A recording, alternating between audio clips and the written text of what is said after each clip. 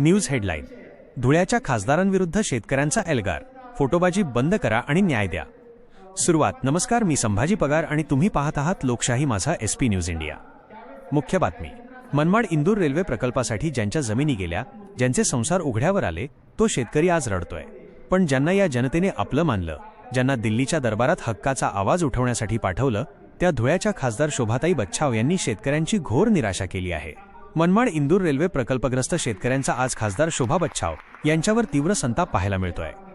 शेतकऱ्यांची मागणी होती की खासदारांनी संसदेच्या अधिवेशनात या प्रकल्पाच्या समस्या मांडाव्यात, वाढीव मोबदला आणि पुनर्वसनावर आवाज उठवावा.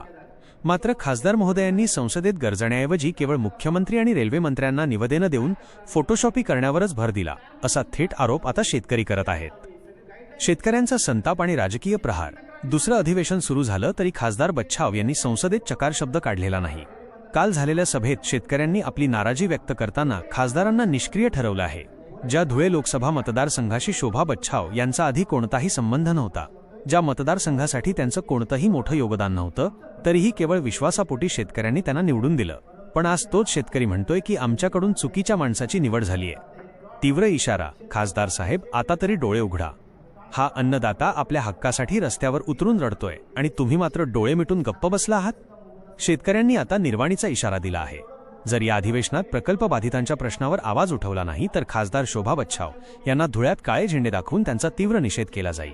ही केवळ घोषणा नाही तर हा सुळगा पेटलेल्या शेतकऱ्यांचा हुंकार आहे.